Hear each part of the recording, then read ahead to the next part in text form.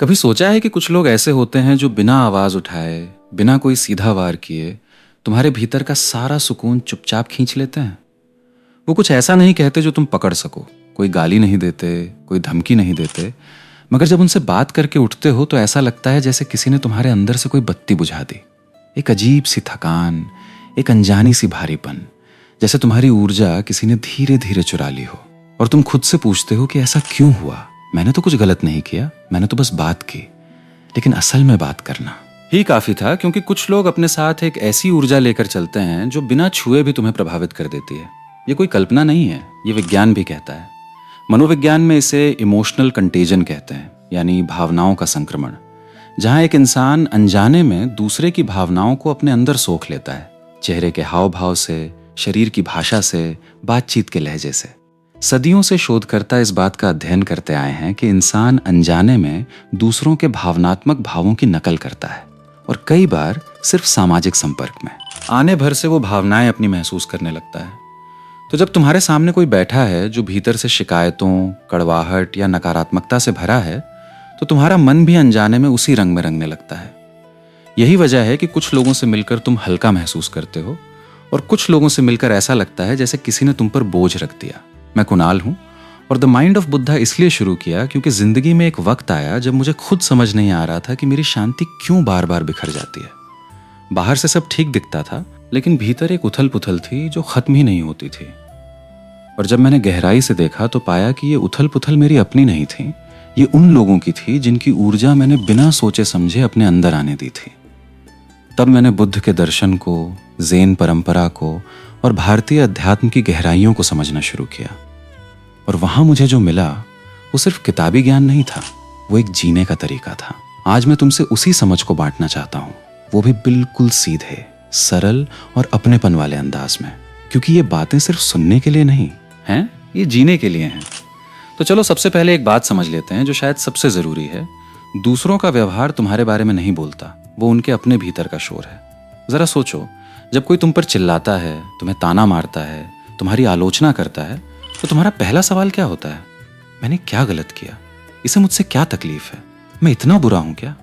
लेकिन रुको, गौर से देखो, वो इंसान जो तुम पर भड़क रहा है, क्या वो सच में तुम्हारी वजह से भड़क रहा है, या वो अपने भीतर की किसी पुरानी तकलीफ, किसी अधूरे दर्द, किसी जमा हुई कड़वाहट को तुम पर उलट रहा है? बुद्ध की एक बहुत गहरी शिक्षा है। हर इंसान अपनी चेतना के स्तर से बोलता है। जिसका मन शांत है, उसके शब्दों में ठहराव होगा। जिसके भीतर तूफान है, उसकी बातों में भी तूफान होगा। तो जब कोई तुम पर जहर उगलता है, तो वो जहर पहले से उसके भीतर था, तुम बस वो बर्तन बन गए जिस पर उसने उसे उड़ेल दिया। अब सवाल यह है कि तुम उस जहर को पियोगे या जमीन पर गिरने दोगे। बुद्ध से जुड़ी एक प्रसिद्ध कथा है कि एक दिन एक आदमी आया और बुद्ध पर चिल्लाने लगा, गालियां देने लगा, अपमान करने लगा। बुद्ध ने क्या किया? वो मुस्कुराते रहे, उन्होंने कोई प्रतिक्रिया नहीं दी। उनके चेहरे पर शांत मुस्कान थी, वो उस चिल्लाने वाले को बड़ी करुणा से देख रहे थे।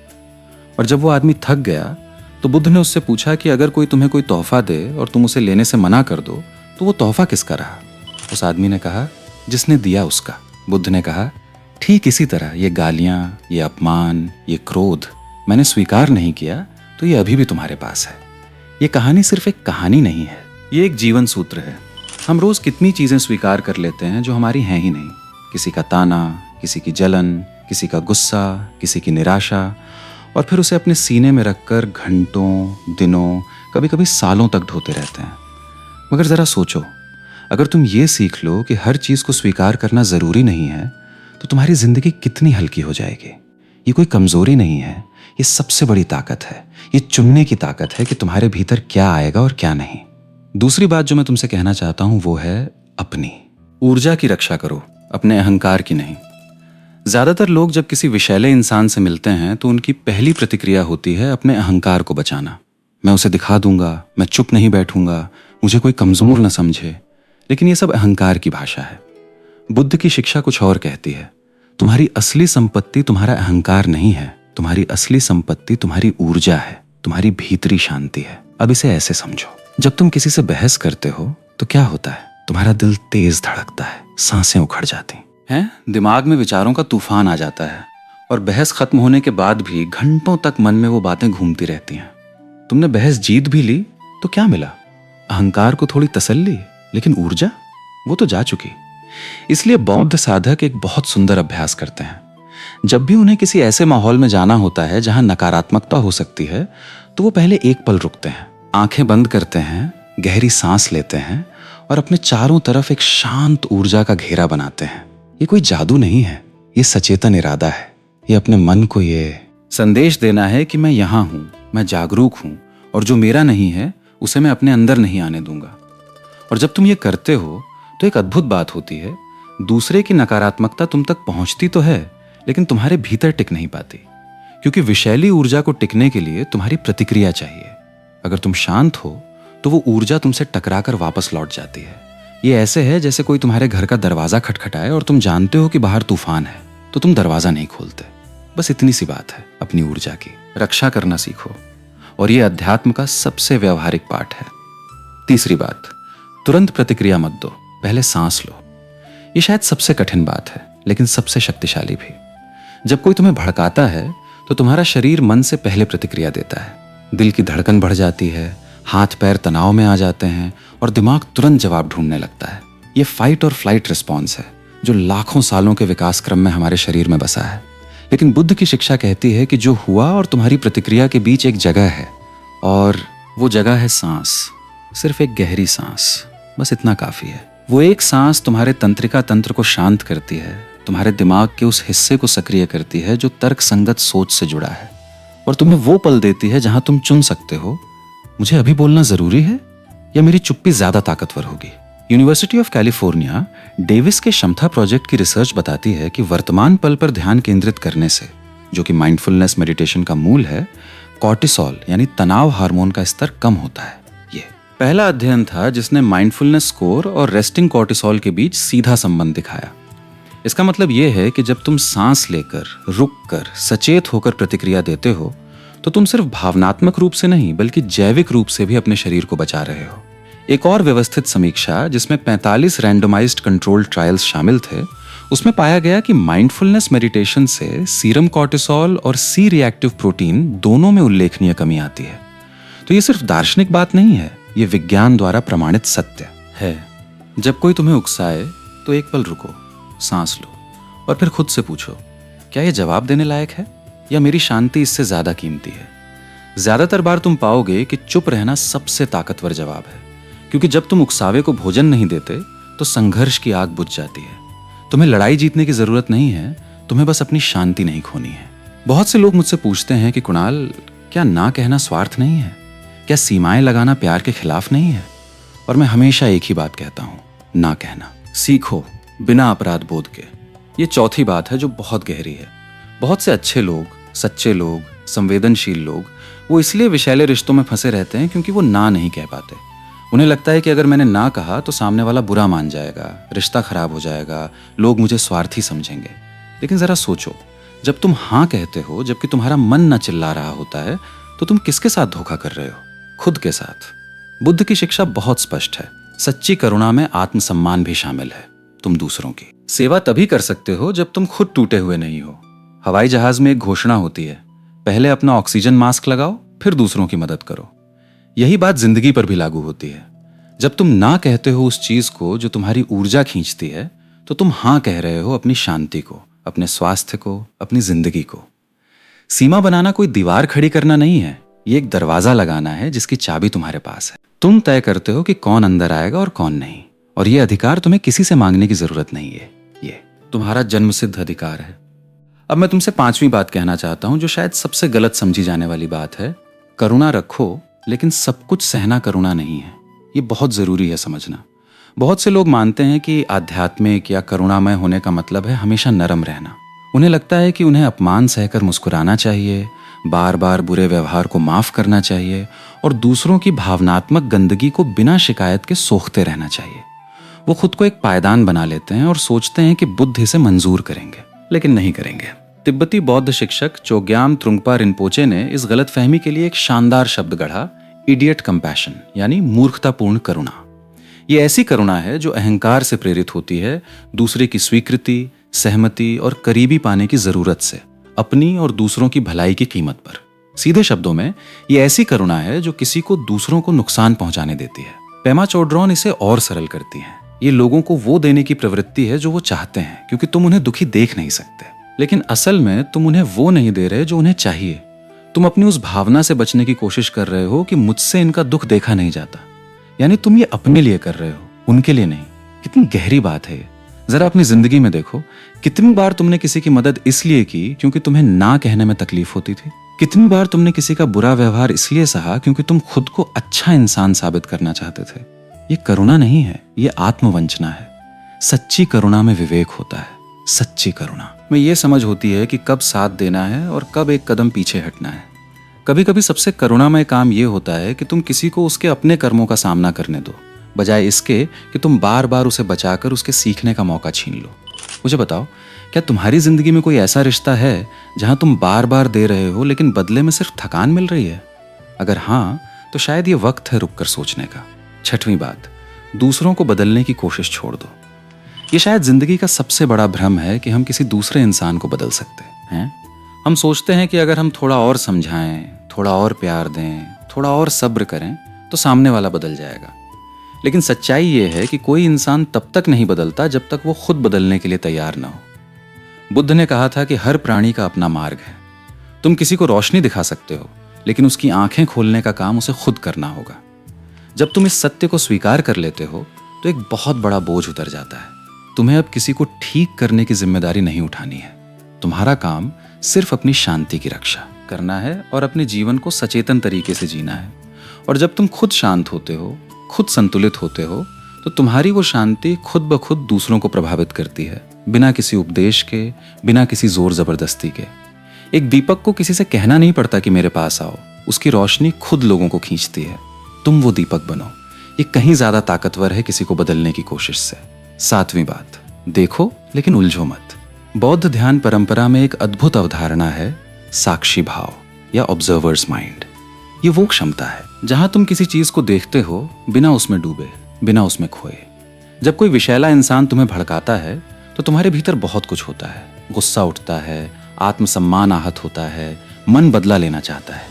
लेकिन ज़ेन परंपरा कहती है तुम वो भावना नहीं हो जो उठ रही है, तुम वो चेतना हो जो उसे देख रही है। पहला कदम यह है कि अंदर की ओर मुड़ो और सचेतन होकर उन संवेदनाओं और भावनाओं को देखो जो विनाशकारी लोगों या रिश्तों से उत्पन्न होती हैं।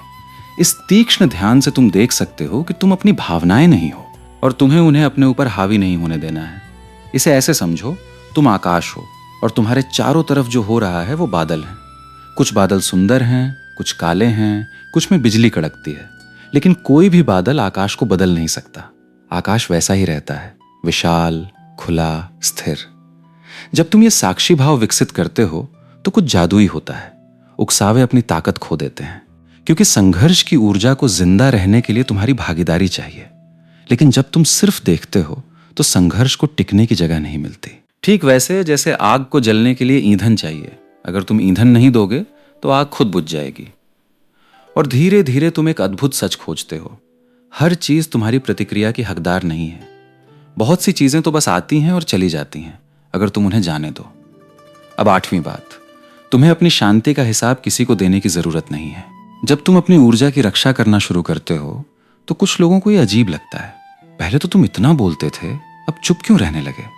पहले तो हर मिलनी में आते थे, अब क्यों नहीं आते? तुम्हें क्या हो गया? इतना एटीट्यूड कहां से आ गया? ये सवाल आएंगे और शुरू में तुम्हें लगेगा कि मुझे समझाना चाहिए, मुझे जस्टिफाई करना चाहिए। लेकिन रुको, तुम्हारी शांति को किसी की मंजूरी की जरूरत नहीं है। हर इंसान चेतना के अलग अलग स्तर पर है। जो लोग तुम्हारी सीमाओं को नहीं समझ रहे, जरूरी नहीं कि वो बुरे हैं। हो सकता है वो अभी उस जगह पर नहीं है जहां से ये बात दिख सके, और ठीक है। तुम्हें उन्हें समझाने की जिम्मेदारी नहीं है। चुप्पी भी एक भाषा है, दूरी भी एक संवाद है, और तुम्हारी शांति तुम्हारी सबसे गहरी बातचीत है खुद से। बौद्ध दर्शन कुछ बहुत ही क्रांतिकारी प्रस्तुत करता है। न लड़ाई का आह्वान, न भागने का, बल्कि समत्व, इक्वानिमिटी विकसित करने का। समत्व निष्क्रियता नहीं है। ये झुक जाना या भावनाओं को दबाना नहीं है। ये उदासीनता नहीं है, और ये कमजोरी तो बिल्कुल नहीं है। समत्व बाहरी उथल पुथल की मौजूदगी में अपना भीतरी संतुलन बनाए रखने की क्षमता है। ये वो जगह है जहां से तुम किसी की बातों से विचलित नहीं होते, लेकिन किसी के दर्द से अनजान भी नहीं होते।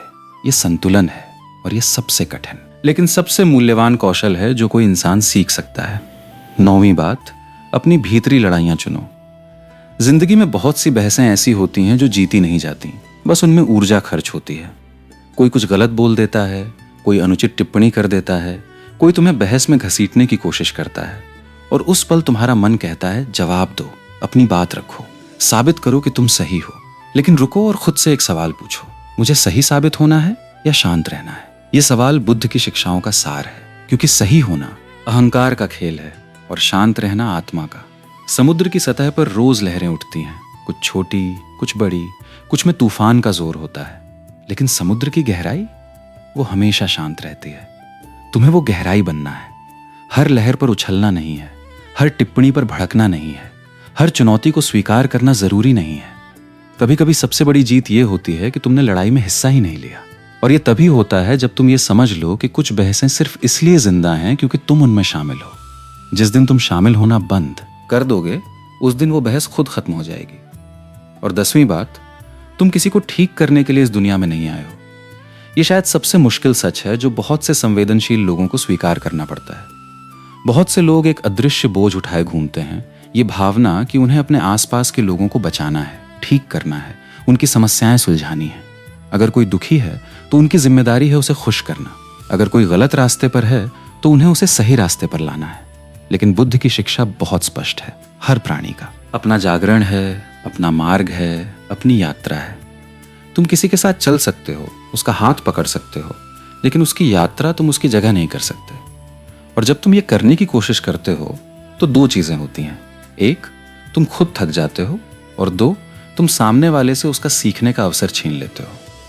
प्यार का मतलब खुद को जलाकर दूसरों को रोशनी देना नहीं है। प्यार का मतलब है ये जानना कि कब साथ रहना है और कब एक कदम पीछे हटना है, ताकि हर आत्मा अपना रास्ता खुद खोज सके। तुम्हारी पहली जिम्मेदारी खुद के प्रति है, अपने संतुलन के प्रति, अपनी शांति के प्रति। क्योंकि जब तुम खुद सद्भाव में होते हो तो तुम दूसरों को प्रेरित कर सकते हो। लेकिन जब तुम सबको बचाने की कोशिश में खुद को खो देते हो तो तुम किसी काम के नहीं रहते, न अपने न दूसरों के। अगर ये बातें तुम्हारे दिल को छू रही हैं तो मुझे कमेंट्स में बताओ, इन 10 बातों में से कौन सी बात तुम्हें सबसे ज्यादा जरूरी लगी? कौन सी बात ऐसी थी जो तुमने पहली बार इस नजरिए से सुनी? और अगर तुम चाहते हो कि ऐसी गहरी सचेतन बातें तुम तक पहुंचती रहें तो द माइंड ऑफ बुद्धा को सब्सक्राइब करो और बेल आइकन दबाओ। ये सिर्फ एक चैनल नहीं है, ये एक सफर है, शांति का, जागरूकता का, खुद से मिलने का। और इस सफर में तुम अकेले नहीं हो। अब बात करते हैं उस चीज की जो बहुत कम लोग समझ पाते हैं। विषैले लोगों से निपटने का मतलब उनसे नफरत करना नहीं है, बल्कि उनके व्यवहार के पीछे की पीड़ा को समझना है, बिना उस पीड़ा को अपने ऊपर ला दें। ये एक बहुत बारीक फर्क है। ज्यादातर लोग 2 छोरों पर चले जाते हैं, या तो वो पूरी तरह सह लेते हैं और खुद टूट जाते हैं, या पूरी तरह दूर हो जाते हैं और कड़वाहट से भर जाते हैं। लेकिन बीच का रास्ता है, और वो रास्ता है सचेतन दूरी का। सचेतन दूरी का मतलब है कि तुम भौतिक रूप से या भावनात्मक रूप से उतनी दूरी बनाओ जितनी तुम्हारी शांति के लिए जरूरी है, लेकिन मन में कोई द्वेष न रखो। तुम किसी को शुभकामना दे सकते हो कि उसे भी शांति मिले, लेकिन साथ ही ये भी स्वीकार कर सकते हो कि उसकी शांति की यात्रा में तुम खुद को तबाह नहीं कर सकते। तुम किसी का फोन नंबर ब्लॉक कर सकते हो, किसी जहरीली नौकरी छोड़ सकते हो, या किसी दुर्व्यवहार करने वाले परिवार के सदस्य से दूर हो सकते हो बिना उनसे नफरत किए। तुम ये पहचान सकते हो कि उनका जहरीलापन उनके अपने गहरे अनसुलझे दुख से आता है। तुम सच्चे दिल से चाह सकते हो कि उन्हें शांति और इलाज मिले, लेकिन साथ ही ये भी समझ सकते हो कि उनके ठीक होने की प्रक्रिया में तुम कोलैटरल डैमेज नहीं बन सकते। ये बात गहरी है, इसे जिंदगी में उतारो। अब एक व्यवहारिक अभ्यास। हर रात सोने से पहले 5 मिनट निकालो, आंखें बंद करो। दिन में जो भी हुआ, जिसने भी तुम्हें परेशान किया, उसकी तस्वीर मन में लाओ, और फिर मन ही मन कहो, मैं तुम्हारा दर्द समझता हूं, लेकिन मैं उसे अपने ऊपर नहीं ले सकता। मैं तुम्हें शुभकामना देता हूं, लेकिन मैं अपनी शांति भी रखूंगा। ये एक तरह का मेत्ता ध्यान है, करुणा का ध्यान, जो बौद्ध परंपरा का अभिन्न अंग है। और जब तुम ये करते हो तो एक अद्भुत बात होती है। वो कड़वाहट जो तुम्हारे सीने में जमा थी, वो धीरे धीरे पिघलने लगती है, क्योंकि कड़वाहट को जिंदा रहने के लिए तुम्हारे ध्यान की जरूरत होती है। और जब तुम उसकी जगह करुणा रख देते हो तो कड़वाहट के लिए जगह नहीं बचती।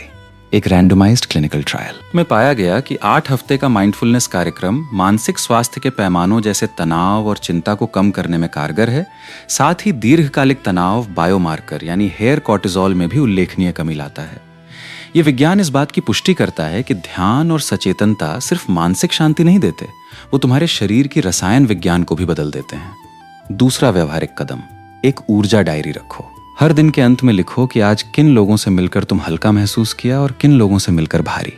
एक हफ्ते बाद उस डायरी को देखो, तुम्हें एक पैटर्न दिखेगा और वो पैटर्न तुम्हें बता देगा कि तुम्हारी ऊर्जा कहाँ जा रही है और किसे तुम्हें अपने दायरे में कम जगह देनी चाहिए। ये कोई क्रूरता नहीं है, ये आत्मरक्षा है। तीसरा कदम, 3 सांसों का नियम अपनाओ। जब भी कोई ऐसा पल आए जहां तुम भड़कने वाले हो तो 3 गहरी सांसें लो। पहली सांस में खुद को पहचानो कि मैं अभी रिएक्ट करने वाला हूं। दूसरी सांस में खुद से पूछो कि क्या ये रिएक्ट करने लायक है, और तीसरी सांस में अपना फैसला करो, बोलना है या शांत रहना है। ये 3 सांसें तुम्हारी जिंदगी बदल सकती हैं, क्योंकि ये तुम्हें प्रतिक्रिया से प्रतिसाद की तरफ ले जाती हैं। प्रतिक्रिया अंधी होती है, प्रतिसाद सचेतन होता है। बौद्ध अभ्यास में समत्व दूसरों से कटना नहीं है, ये अपने केंद्र से फिर से जुड़ना है, और उस केंद्र से तुम कर्म कर सकते हो, प्रतिक्रिया नहीं। बोल सकते हो, भड़क नहीं। चुन सकते हो, झुक नहीं। चौथा कदम, सूर्यास्त नियम। दिन भर में जो भी नकारात्मकता तुमने सोखी, उसे सूर्यास्त के बाद अपने मन में मत रखो। शाम को एक छोटा सा अभ्यास करो। बाहर निकलो, आसमान देखो और मन ही मन कहो कि जो आज हुआ वो आज का था, मैं उसे कल में नहीं ले जाऊंगा। ये सुनने में बहुत साधारण लगता है, लेकिन अगर तुम इसे सच में रोज करो तो 1 महीने में तुम पाओगे कि तुम्हारी नींद बेहतर हो गई है, तुम्हारा मन ज्यादा साफ है, और जो चीजें पहले तुम्हें हफ्तों तक परेशान करती थीं, अब 1 दिन में छूट जाती हैं। 5वां और आखिरी व्यवहारिक कदम, शांति का घेरा बनाओ। अपने जीवन में 3 से 5 ऐसे लोगों को पहचानो जो तुम्हें बेहतर बनाते हैं, जिनसे मिलकर तुम्हें ऊर्जा मिलती है, जो तुम्हें ऊपर उठाते हैं। उनके साथ ज्यादा वक्त बिताओ, उनसे गहरी बातें करो, उनके साथ चुप भी बैठो, क्योंकि जैसे विषैले लोग तुम्हारी ऊर्जा खींचते हैं, वैसे ही सकारात्मक लोग तुम्हारी ऊर्जा भरते हैं। यूनिवर्सिटी ऑफ रॉचेस्टर की रिसर्च बताती है कि सिर्फ एक अत्यधिक प्रेरित सहकर्मी के कमरे में होने भर से किसी की प्रेरणा बढ़ सकती है। तो अगर नकारात्मकता संक्रामक है तो सकारात्मकता भी है। तुम चुनो कि तुम किस संक्रमण के करीब रहना चाहते हो। अंत में बस इतना कहूंगा, तुम्हारी शांति तुम्हारा अधिकार है, किसी की कृपा नहीं, और इसकी रक्षा करना स्वार्थ नहीं, सबसे पवित्र जिम्मेदारी है। जैसा कि लेखिका और मनोविश्लेषक पिलर जेनिंग्स हमें याद दिलाती हैं कि हम सभी जीवों को बचाने की आकांक्षा रख सकते हैं, और फिर भी ये जान सकते हैं कि कब ना कहना है। खुद को बचाना और अपनी सीमाएं जानना सिर्फ अपनी खुशी खोजने जैसा नहीं है, ये उस बड़ी करुणा का हिस्सा है जो खुद को भी शामिल करती है। तो आज से शुरू करो, एक सांस से, एक सीमा से, एक चुनाव से, और याद रखो, तुम्हारे भीतर जो रोशनी है उसे बचाने का हक सिर्फ तुम्हारा है। कोई कमेंट्स में बताए कि इनमें से कौन सा व्यवहारिक कदम तुम आज से शुरू करने वाले हो। मुझे सच में जानना है, क्योंकि ये बातें तभी काम करती हैं जब ये किताबों से निकलकर जिंदगी में उतरें। कुणाल इस तरफ से तुम्हारे साथ है हमेशा।